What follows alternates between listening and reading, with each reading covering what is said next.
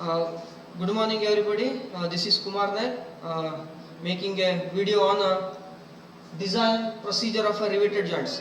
So it means for solving the problems on rivets, what the equations, basic equations which are useful for you to solve the problem, especially on riveted joints. Okay, so this can be helpful for my students as well as the students who belongs to 5th sem automobile engineering diploma courses. Okay, so first let me take tearing strength. I would like to call these three first PT, PS, PC as strength. Okay, tearing of the plate at an edge.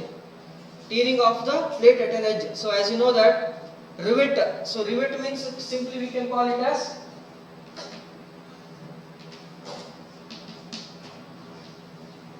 so this is a rivet. So I don't want to explain much on this rivet. So this is a rivet which is considered as one of the fastening technique for joining the two sheets especially. Okay, so with the help of rivets, if you join the or if you make use of this as a fastening technique, then what are all the parameters we have to concentrate from the design point of view. Okay, so in this is called a rivet anta ತಿಳಿದ್ರೆ. So ಇಲ್ಲಿ ಏನಾಗುತ್ತೆ, different types of arrangement ಬಂತು. ಲ್ಯಾಪ್ joint ಬರುತ್ತೆ, ಆಮೇಲೆ butt joint ಬರುತ್ತೆ. So in lap joint so many other branches ಅಥವಾ other types, and again in butt joint so many other types are there. So before we go for that, please remember these four equations which are most useful to you.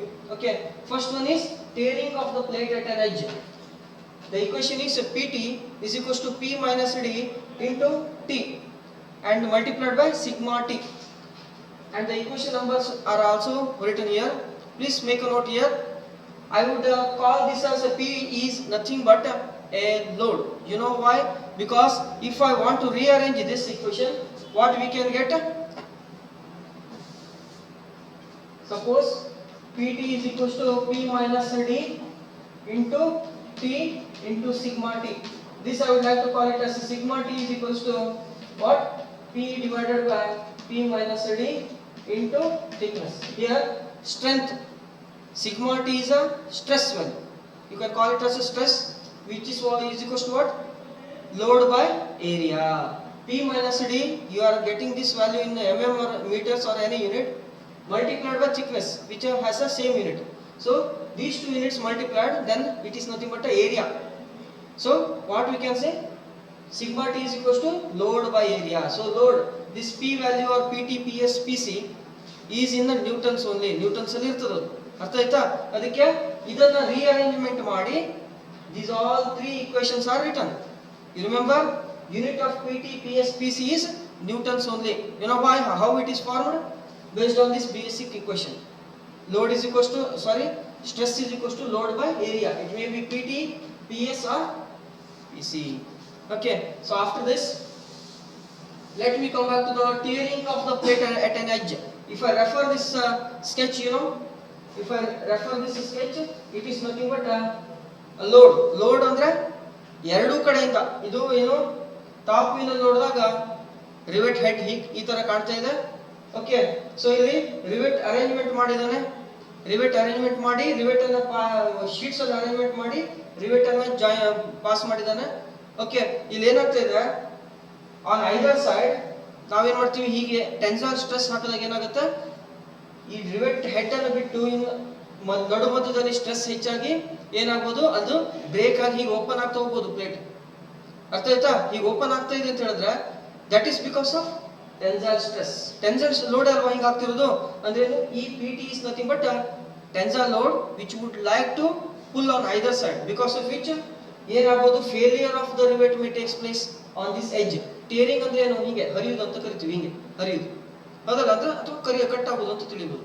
So ಎರಡು ಕಡೆ PT ಅನ್ನುವಂತಹ load ಅನ್ನು ಹಾಕಿದ್ರೆ ಏನಾಗ್ಬೋದು, it is going for tearing of the plate at an edge ಅಲ್ಲಿ ಪ್ಲೇಟ್ಗಳು ಏನಾಗ್ಬೋದು, open ಆಗ್ಬೋದು ಅಥವಾ ಕಟ್ ಆಗ್ಬೋದು, ಬ್ರೇಕ್ ಆಗ್ಬೋದು, ಶೇರಿಂಗ್ ಆಗ್ಬೋದು.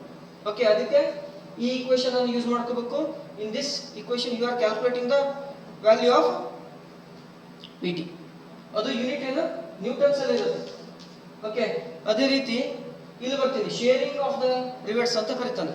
So as you know that shearing of the rivets ಗೆ ನಾನು ಸಿಂಪಲ್ ಸ್ಕೆಚ್ ಹಾಕೊಳ್ತೀನಿ. ಸೊ ದಟ್ ಈಸ್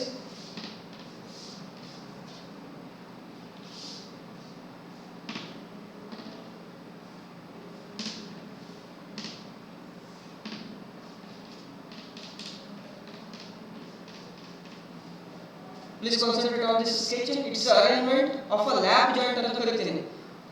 ಈ ಅರೇಂಜ್ಮೆಂಟ್ ಗಿಂತ ಮೊದಲು ಲ್ಯಾಪ್ ಜಾಯಿಂಟ್ ಬಗ್ಗೆ ಹೇಳಬೇಕಾದ್ರೆ ಲ್ಯಾಪ್ ಜಾಯಿಂಟ್ ಏನಂದ್ರೆ ಏನು ನಮ್ಮ ಹುಡುಗರಿಗೆ ಒಂದ್ಸರಿ ರಿಪೀಟ್ ಆಗೋದಾಯ್ತು. ಏನು ಲ್ಯಾಪಿಂಗ್ ಅಂದ್ರೆ overlap, one plate is lap on another plate, overlap ಆಗಿ ಕೂತ್ಕೊಂಡಿದೆ. Arrangement is like this. ಇಲ್ಲಿ ಲ್ಯಾಪ್ ಜಾಯಿಂಟ್ ಮಾಡುವಾಗ ಮೋಸ್ಟ್ ಆಫ್ ದಿ ಕೇಸಸ್ ಪ್ಲೇಟ್ಗಳು ಎರಡೇ ಇರ್ತವೆ. ಲ್ಯಾಪ್ ಜಾಯಿಂಟ್ ಏನು ಪ್ಲೇಟ್ ಎರಡನ್ನೇ ಯೂಸ್ ಮಾಡ್ತಾರೆ. ನಂಬರ್ ಆಫ್ ರಿವೆಟ್ಸ್ ಇರ್ತವೆ. ಇಲ್ಲಿ ಒಂದು ರಿವೆಟ್ ತೋರಿಸಿದೀನಿ, ಇಲ್ಲಿ ಎರಡು ಇರ್ಬೋದು, ಮೂರು ಇರ್ಬೋದು. ರಿವೆಟ್ ನ ಸಾಲುಗಳು ತುಂಬಾ ಇರ್ಬೋದು. ಅರ್ಥ ಆಯ್ತಾ? This is called lap joint. ಅದಾದ್ಮೇಲೆ ಬಟ್ ಜಾಯಿಂಟ್ ಅಂದ್ರೆ ಏನು?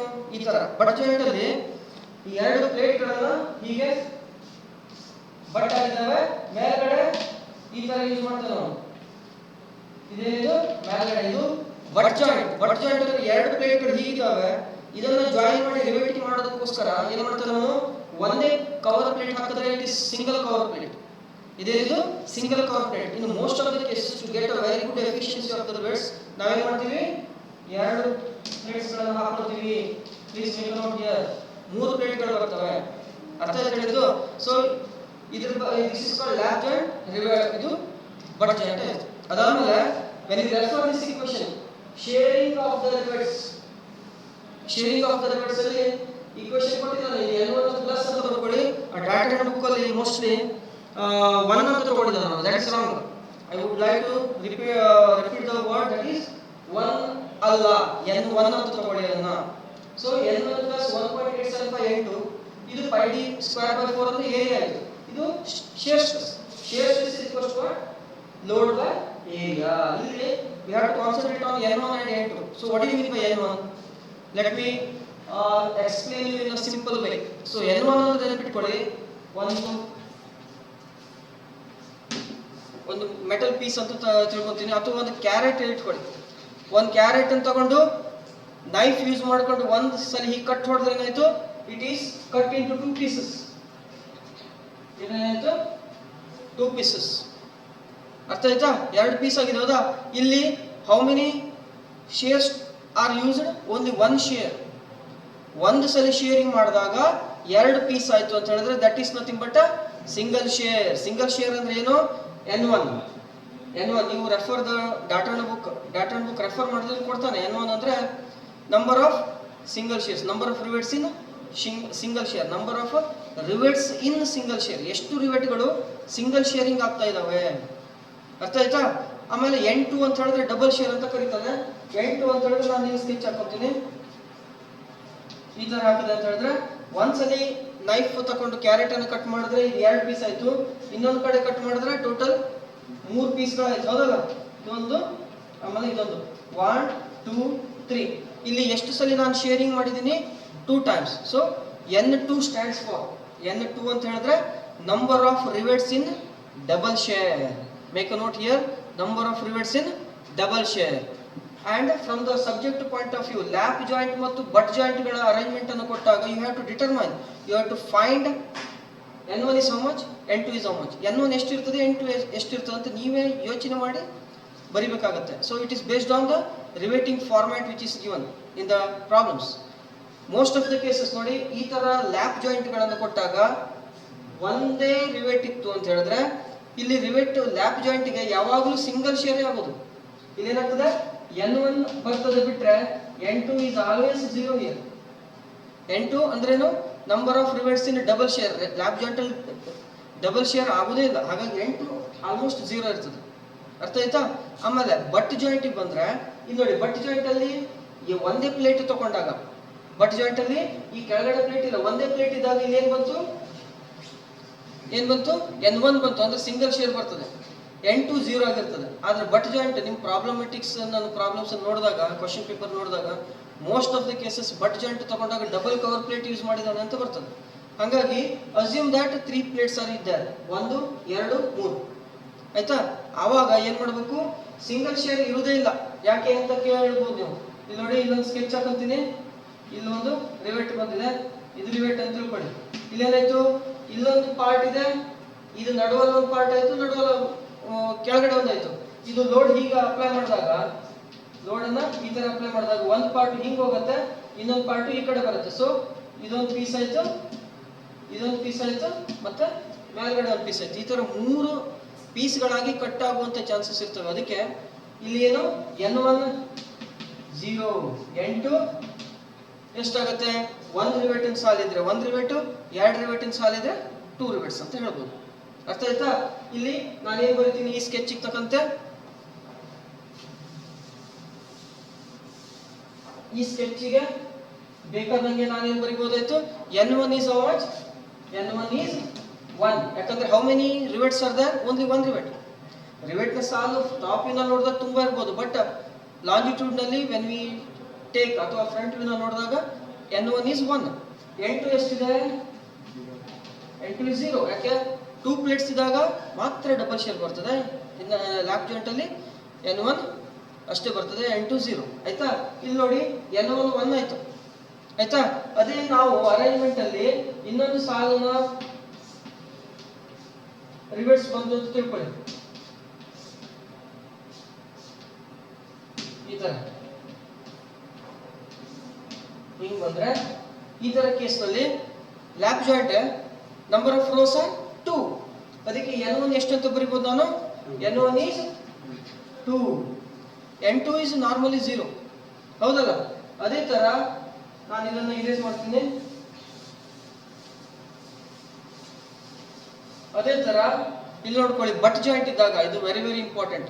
ಬಟ್ ಜಾಯಿಂಟ್ ಅಂತ ನಾನು ತಗೊಂಡಾಗ ನೋಡಿ, 2 ಪ್ಲೇಟ್ಗಳನ್ನ I have to join by means of a butt joint. ಇದು ತಗೊಂಡಿದ್ದೀನಿ ಅಂತ ತಿಳ್ಕೊಳ್ಳಿ. ಓಕೆ. ಇಲ್ಲಿ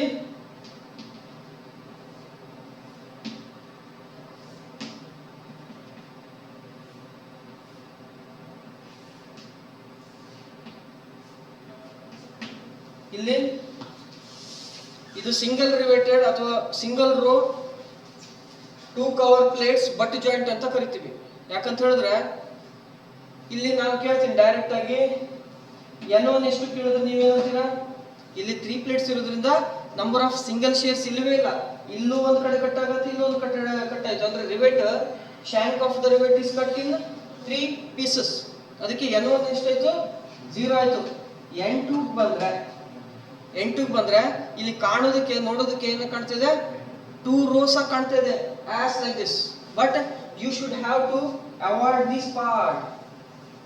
you have to concentrate on only either this side or this side. Why? Because the middle plate is there which is used as a butt joint ಅಥವಾ but ಮಾಡೋ ತೋರಿಸ್ತಿದ್ದಾನೆ.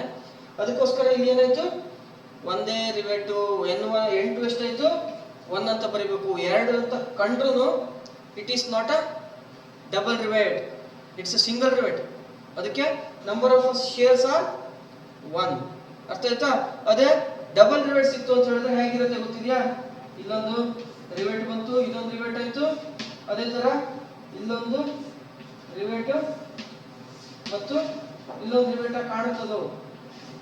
Total 4 ಕಾಣಿಸ್ತದೆ ನೋಡೋದಕ್ಕೆ. ಏನು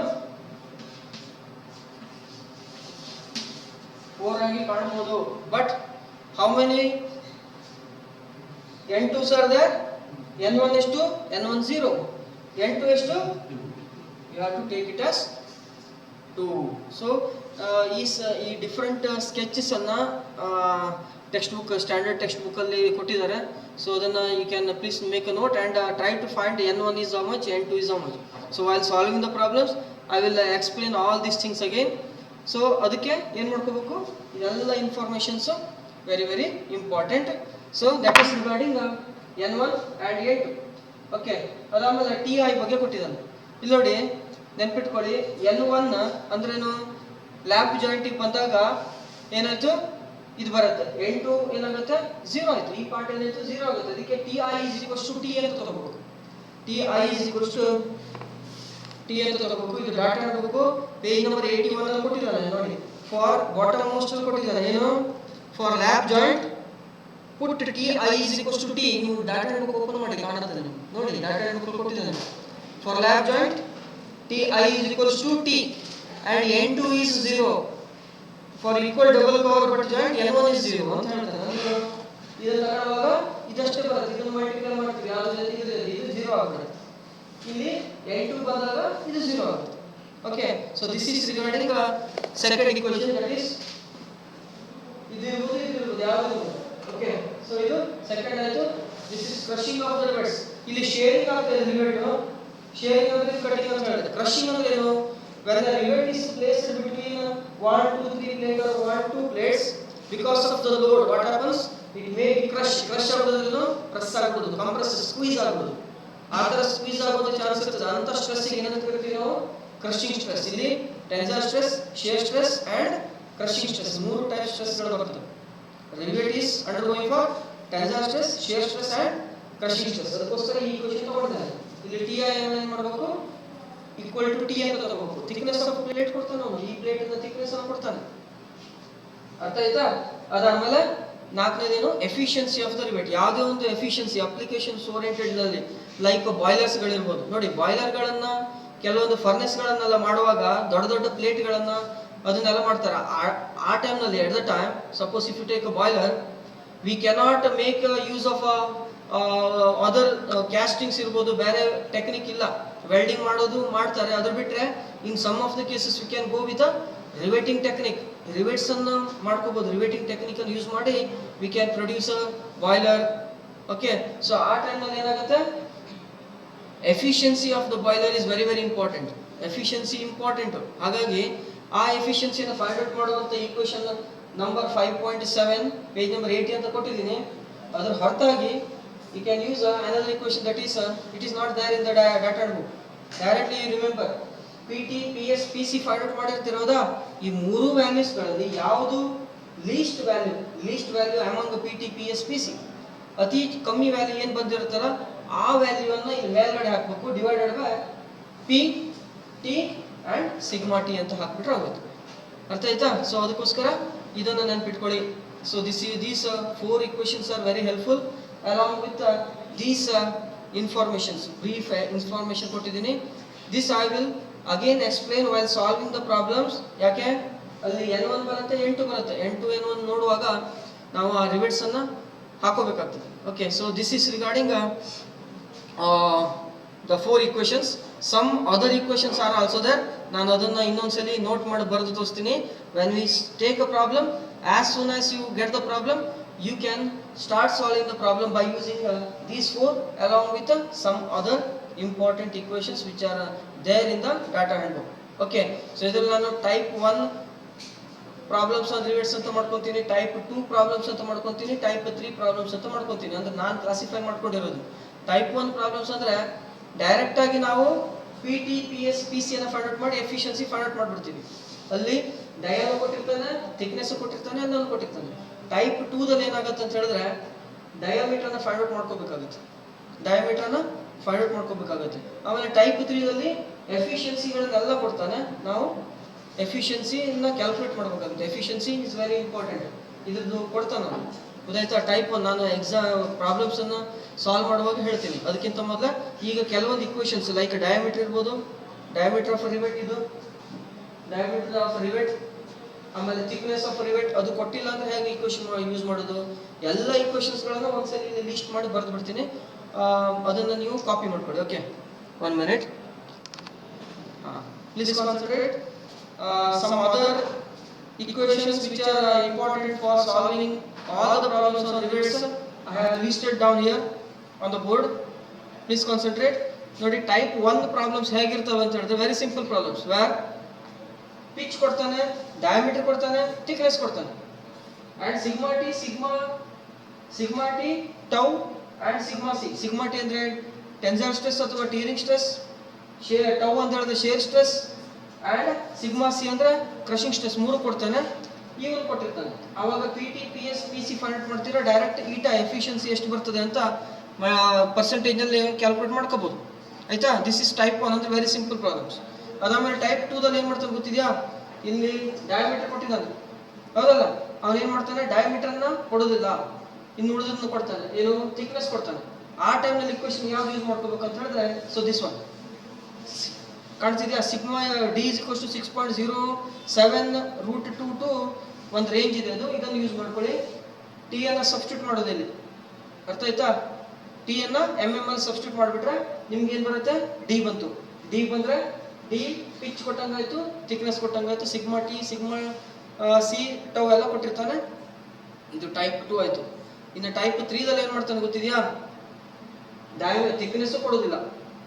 ಥಿಕ್ನೆಸ್ ಕೊಡೋದಿಲ್ಲ, ಆಮೇಲೆ ಡಯಾಮೀಟರ್ ಕೊಡೋದಿಲ್ಲ. ಅವಾಗ ಏನು ಮಾಡಬೇಕು, ಈಟಾ ಎಫಿಷಿಯನ್ಸಿ ಕೊಡ್ತಾನೆ ನಾನು. Efficiency of a boiler is 75%, 80%, 60%, 65% ಅಂತ ಕೊಡ್ತಾನೆ. ಅವಾಗ ಈಟಾ 75% ಇದ್ರೆ 0.75 ಅಂತ ಹಾಕೋಬೇಕು.